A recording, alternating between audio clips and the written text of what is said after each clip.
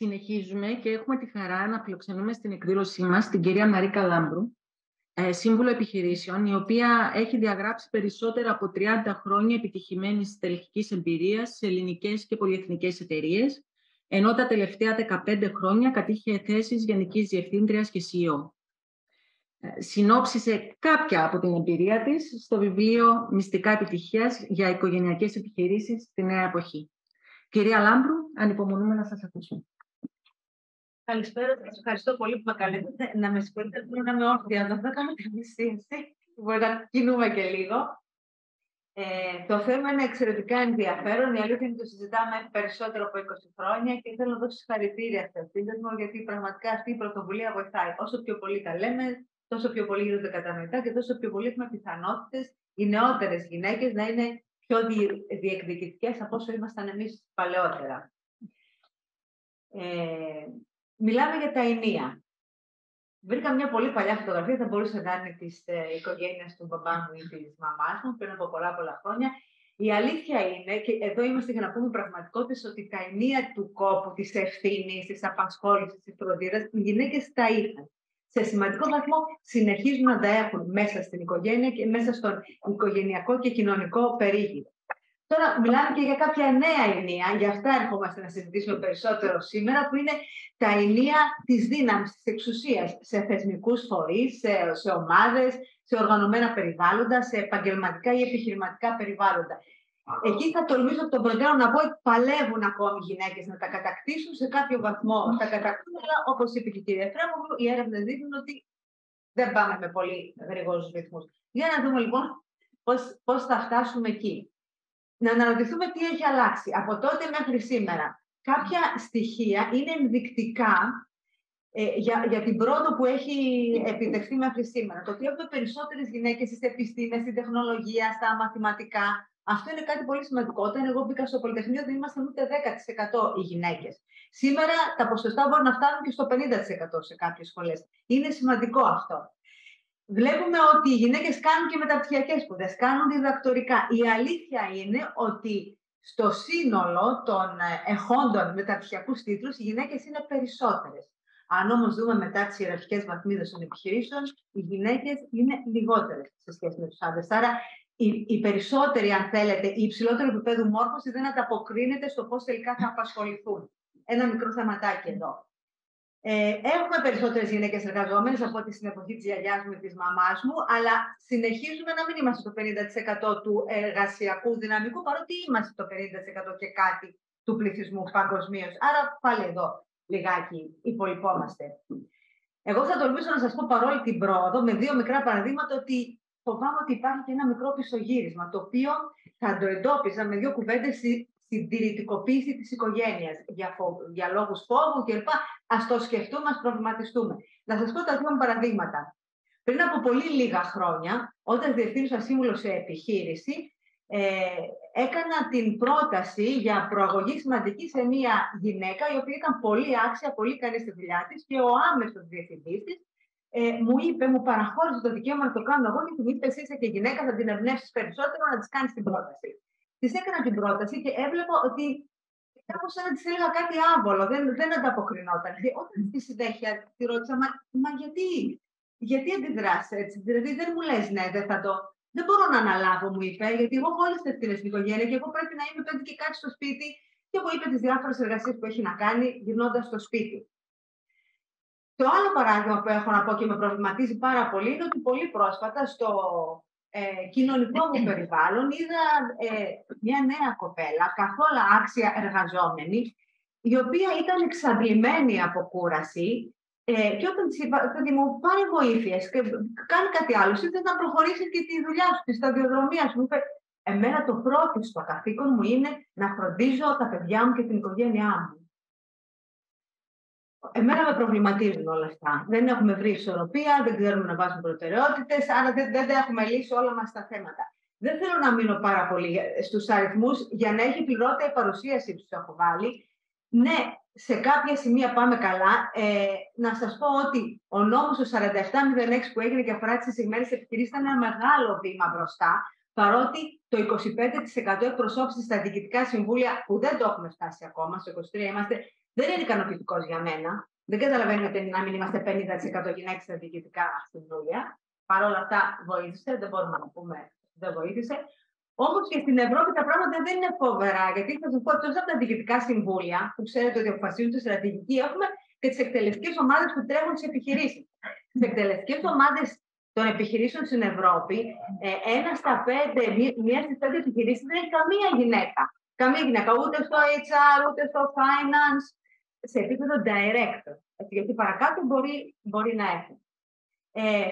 Στην Ελλάδα, από αυτές τις management θέσεις, είμαστε κάπως καλύτερα, αλλά πάλι θα σας πω κάτι που δεν είναι ωραίο. Αυτό το 14% CEO, που το επεσήμανε και η κυρία Εφρέμογλου στη συνομιλία της, όμως επίσης και το 16% σε ICT ρόλους, δηλαδή με την τεχνολογία πληροφορικής πάλι λιγότερο από 1 στις 5 είναι γυναίκα. Γιατί? Ενώ σπουδάζουν και έχουν και μεταπτυχιακά. Και διεθνώς πάλι τα πράγματα δεν μπορούμε να πούμε ότι θα είμαστε και ευτυχισμένες όταν στις top managerial positions 1 στις 3 μόνο είναι γυναίκες. Θα μου πείτε αυτό είναι συνηθισμένο. Ωραία, είναι συνηθισμένο, αλλά πρέπει να το πάμε ακόμα περισσότερο και όπως θα πούμε στη συνέχεια, οι ρυθμοί έχουν σημασία. Προοδεύουμε, αλλά όχι με τους ρυθμούς που θα έπρεπε να προοδεύουμε. Να πούμε και μερικές άλλες αλήθειες. Αυτές είναι οι αρνητικές αλήθειες. Η πανδημία. Συγγνώμη, θα πνιγώ από το πάθος μου να μιλήσω. Η πανδημία είχε αρνητικές συνέπειες κυρίως στις γυναίκες. Κατά τη διάρκεια της πανδημίας, πολλές γυναίκες έκαναν πισωγύρισμα, είτε αρνούμενες προαγωγές και σταματώντας την καριέρα τους, είτε γινώντας στο σπίτι τους με ρυθμούς πιο μεγάλους από αυτούς των ανδρών. Επίσης, σαν σύμβουλος πολλών επιχειρήσεων, σύμβουλος και στην προσέλκυση ταλέντων, μπορώ να σας πω με βεβαιότητα, δεν έχουμε pipeline. Ψάχνουμε να βρούμε για τις ανώτατες θέσεις γυναίκες, γιατί απλούστατα δεν υπάρχουν στις μεσαίες βαθμίδες τόσες γυναίκες, ώστε να μπορέσουν να διεκδικήσουν αυτό το ανέβασμα. Δηλαδή, οι γυναίκες φαίνεται ότι κάπου μπαίνουν και σταματάνε. Κατά κανόνα, κάπου μπαίνουν και σταματάνε, δεν φτάνουν καν στο μεσοανώτερο επίπεδο, για να μπορέσουμε να τις έχουμε και στα ανώτερα. Οπότε, είναι αλήθεια αυτό δεν βρίσκουμε γυναίκες για ψηλές θέσεις, γιατί δεν υποβάλλουν υποψηφιότητα, γιατί δεν υπάρχει. Για να μην λέμε ότι. Τώρα, ποιος δημιούργησε τις γυάλινες ορφές, θα το δούμε. Και βέβαια, μια άλλη μεγάλη αλήθεια που πάλι την επεσήμανε η κυρία Εφρέμογλου είναι ότι πολύ συχνά βλέπουμε για ίδιους ρόλους χαμηλότερη αμοιβή στις γυναίκες. Τα στοιχεία λένε ότι θέλουμε 130 χρόνια για αυτό το χάσμα. Δηλαδή, ούτε τα δισέγγονά μου δεν θα το ζήσουν. Αυτό πραγματικά είναι πολύ ανησυχητικό. Να κάνουμε ό,τι μπορούμε και αυτή η εκδήλωση είναι ένα κάτι που μπορούμε να κάνουμε για να επιταχύνουμε τους ρυθμούς. Οι άλλες αλήθειες που επίσης υποστηρίζονται από στοιχεία είναι ότι οι επιχειρήσεις που έχουν CEOs είναι κατά κανόνα πιο κερδοφόρες, δεν θα πω στις λεπτομέρειες, αλλά το μεγάλο ζητούμενο είναι ότι παγκοσμίως η οικονομία χάνει. Χάνει ακαθάριστο εθνικό προϊόν επειδή οι γυναίκες δεν εργάζονται στον ίδιο βαθμό που εργάζονται και οι άντρες. Αν δεν αυτά τα νούμερα τα αναγάγουμε σε χώρες Αφρικής και Μέσης Ανατολής, καλά, εκεί μιλάμε για 80% θα ξαναδώ. Το ΑΕΠ είναι τεράστια. Πού υπάρχει το πρόβλημα? Το πρόβλημα είναι στο πώς εκπαιδεύουμε τα παιδιά μας, πώς τους μιλάμε στο σχολείο, είναι όταν βγαίνουν στην κοινωνία, τι γίνεται, είναι ότι στο εργασιακό περιβάλλον δεν προσφέρονται όλες οι δυνατότητες για να μπορούν οι γυναίκες να ισορροπήσουν την επαγγελματική και οικογενειακή ζωή, όχι αναλαμβάνοντας όλες τις ευθύνες, θα πω. Αλλά θέλω να μου επιτρέψετε να σας πω ότι εμένα η δική μου έρευνα και η δική μου εμπειρία λέει ότι το πρόβλημα είναι 90% μέσα στην οικογένεια. Είναι πώς μεγαλώνουμε τα παιδιά μας, πώς μεγαλώνουμε τα αγόρια μας, πώς μεγαλώνουμε τα κορίτσια μας, τι τους λέμε να κάνουν. Ακόμη έχω την τραυματική εμπειρία να ακούω φίλη μου, μαμά, όταν τα παιδιά μας ήταν στις τελευταίες τάξεις του σχολείου, να συμβουλεύει την κόρη της να γίνει δασκάλα και να γυρνάει γρήγορα στο σπίτι. Πράγμα το οποίο με πλήγωσε, τέλος πάντων. Λογοφέραμε και δεν ήμασταν πολύ καλές φίλες από τότε, δεν έχει σημασία, αλλά ήταν λίγα χρόνια πριν από μια γυναίκα νεότερη και από μένα. Στις θέσεις λοιπόν υψηλής ευθύνης, που σημαίνει υψηλών απαιτήσεων, υψηλών προδιαγραφών, οι γυναίκες, ξέρετε τι γίνεται, δεν στοχεύουν. Αν ρωτήσεις ένα αγόρι στα 20 του, θα σου πει: θέλω να γίνω κάτι υψηλό. Μπορεί να θέλει να γίνει διευθυντής, να γίνει διοικητής νοσοκομείου. Οι γυναίκες δεν θα το πούνε τόσο συχνά. Δεν θα πούν δηλαδή τον ανώτατο βαθμό επίτευξης του ονείρου τους. Πιο κρατημένες. Από αυτές που μπαίνουν μέσα σε αυτή τη διαδικασία, οι μισές δυστυχώς σταματάνε. Όσες αποφασίσουν να συνεχίσουν, πληρώνουν ένα ακριβό τίμημα. Το οποίο ακριβό τίμημα είναι, στο τέλος της μέρας, 0 χρόνος για μένα. Ούτε οι φίλοι μου, ούτε το σπα μου, ούτε η δική μου, ας πούμε, χαλάρωση και διασκέδαση κτλ. Είναι εις βάρος του εαυτού τους, κατά κανόνα. Και εδώ να μιλήσουμε για δύο πολύ σημαντικούς, very important persons, στη ζωή και στην εξέλιξη προς τις υψηλές θέσεις των γυναικών.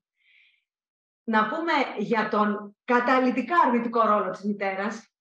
Θέλω να σας το ξαναλέω, να σας το επαναλάβω. Καταλυτικά αρνητικό ρόλο της μητέρας γυναικών που θέλουν να κάνουν επιχειρηματικότητα ή που θέλουν να γίνουν στελέχη, διότι είναι αυτές που αναλαμβάνουν κατά κάποιο τρόπο τα της φροντίδας της οικογένειας, δημιουργώντας πάντα εκβιασμούς και τύψεις. Τα κάνω εγώ που με εξαντλείς, με κουράζεις και εσύ δεν είσαι καλή, που δεν μπορείς να τα κάνεις αυτά τα του σπιτιού γιατί ασχολείσαι με την καριέρα. Οπότε εγώ προτείνω απομακρυνθείτε από τις μαμάδες. Υπάρχουν επαγγελματίες που μπορούν να δώσουν υπηρεσίες.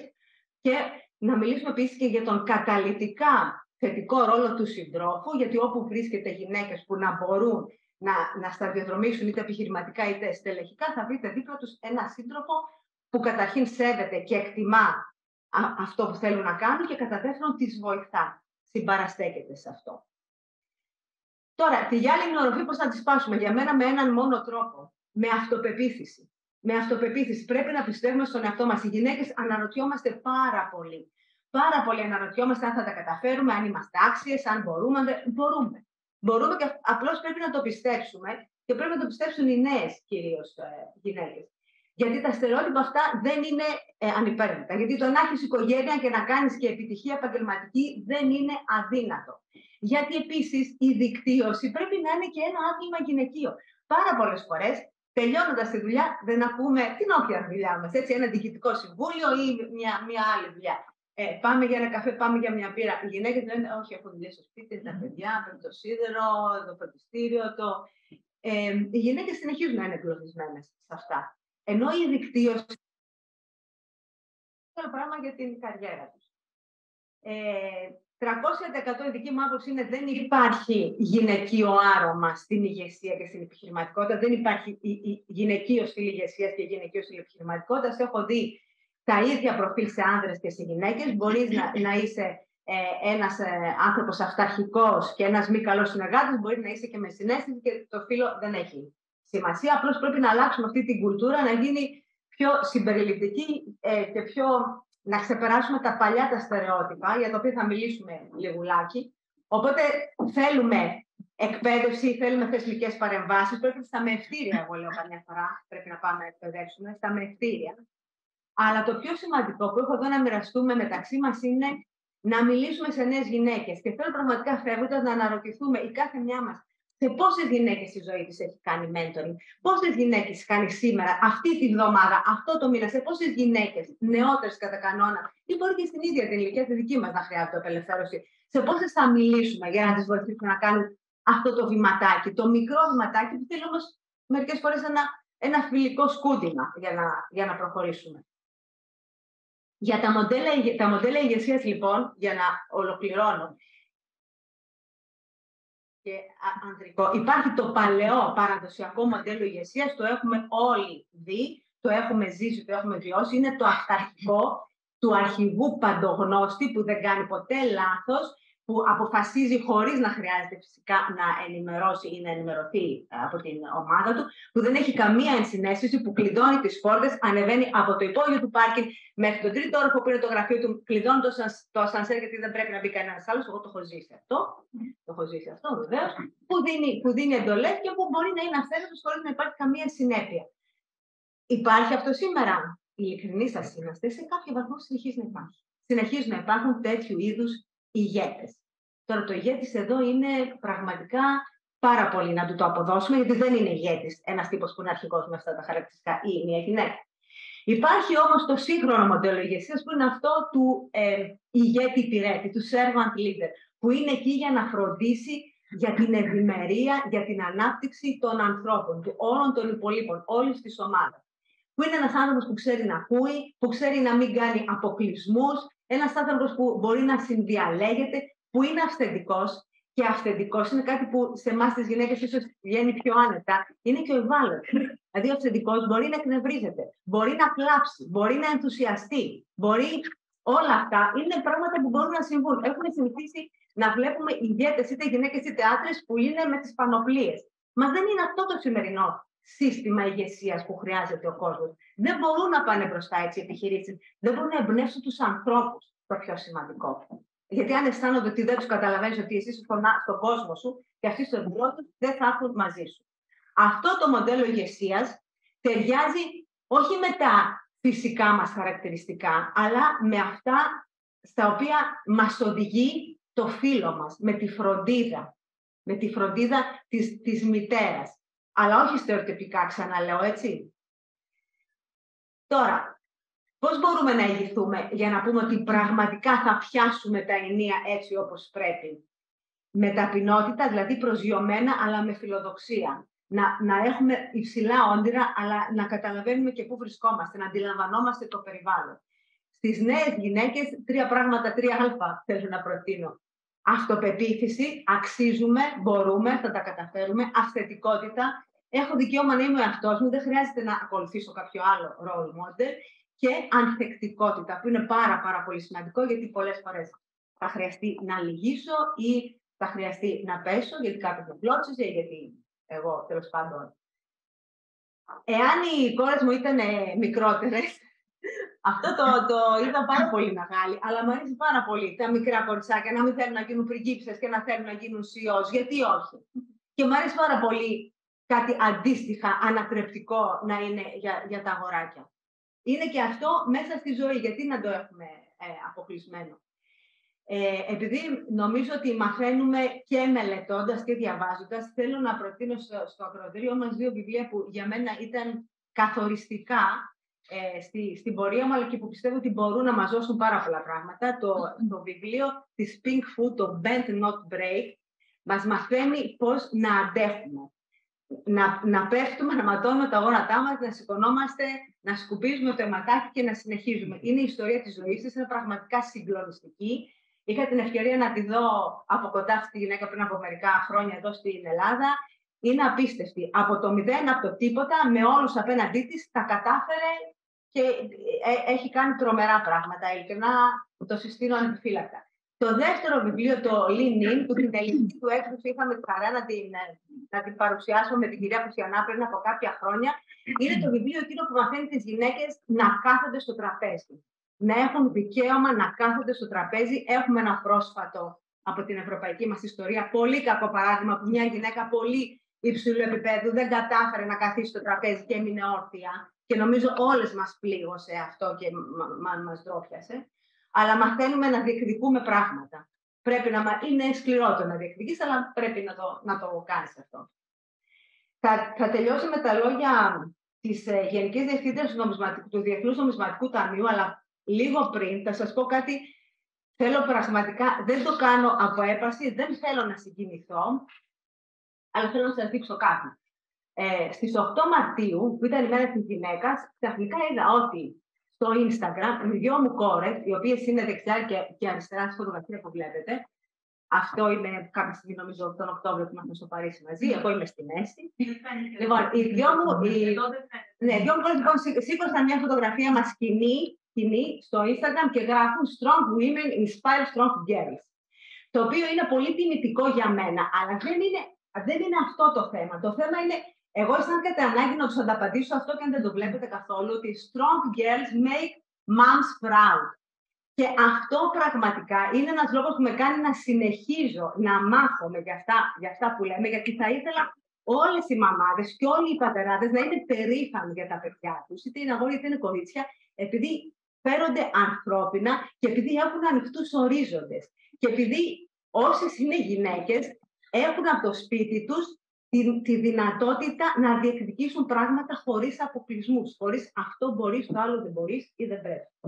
Θα σας διαβάσω λοιπόν μια πρόταση που είπε η Κρυσταλίνα Γεωργίευα, αυτή η κυρία είναι Γενική Διευθύντρια στο Διεθνές Νομισματικό Ταμείο και λέει: δεν θέλω η κόρη μου και οι εγγονοί μου να δουλέψουν πιο σκληρά, απλά και μόνο για να είναι ίσες με τους άνδρες. Εγώ αναγκάστηκα να εργαστώ διπλά σε σχέση με τους άνδρες συναδέλφους μου για να διεκδικήσω μια ίση μεταχείριση. Νομίζω συνέβη σε πολλές από εμάς. Θέλω τα παιδιά μου να θεωρούνται ίσα, γιατί έτσι είναι. Αυτή θέλω να είναι η ιστορία της ζωής τους. Και είναι ακριβώς αυτό. Έτσι είναι. Είμαστε ίσοι και στην εξουσία, αλλά πρέπει να το διεκδικήσουμε και στην ηγεσία.